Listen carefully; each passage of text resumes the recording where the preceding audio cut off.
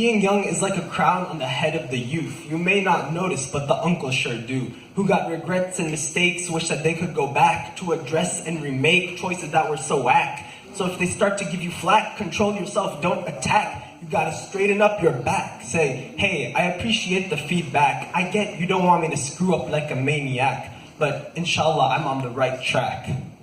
Which is true, cause look, you sitting down a MYSTL instead of smoking crystal or taking up a pistol. You with your Muslim bros fighting the same foes. Shaitan, man, he know how human minds flow.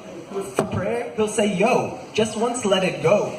Then it's a domino, becomes a freak show. Smoking too much tobacco, your mom wonders where you go. Next thing you know, you're sleeping with a man, we're so impertinent, we think that life is permanent. You can put up your arguments, but even when you're the president, if you live to see tomorrow's indeterminate.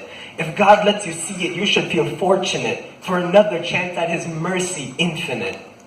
But when we talk of God's love, it's no joke. There's so many images you can evoke, from a shy middle schooler buying a Coke for a girl around who he always chokes, to a black single mother who's completely dead broke, but works like none other, like she'll get a stroke. All the love in the world you can ever imagine, compared to His love, it's only a fraction. Man, even if you're a hired assassin, just think, I'm sorry, and He's full of compassion.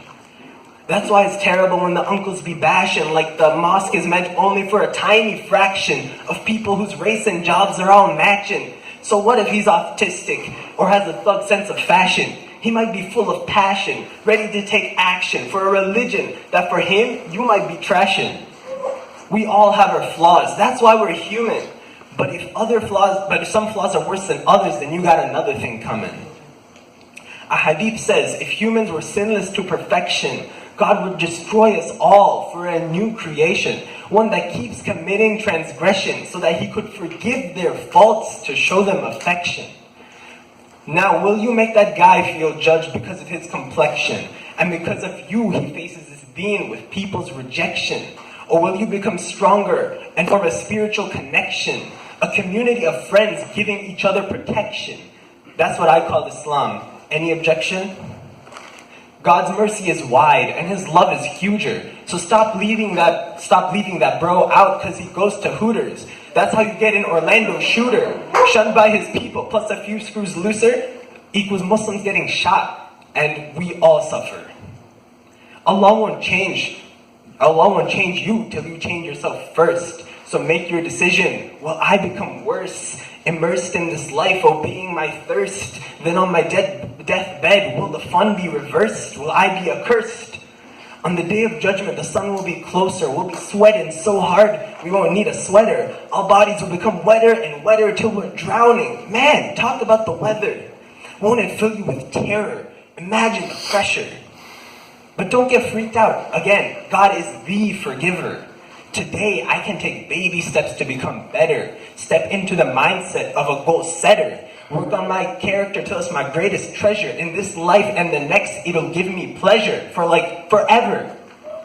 Yes, the journey to piety is long and hard, but take care of yourself and don't let yourself get scarred. Because if you want to walk a mile, you got to keep moving 1 yard. And if you keep moving forward, Allah will be your bodyguard. When the Prophet dealt with people of all colors, he was hard on himself and easy on others. Even with the youngsters and even with a drunkard, this man was always the gentlest instructor.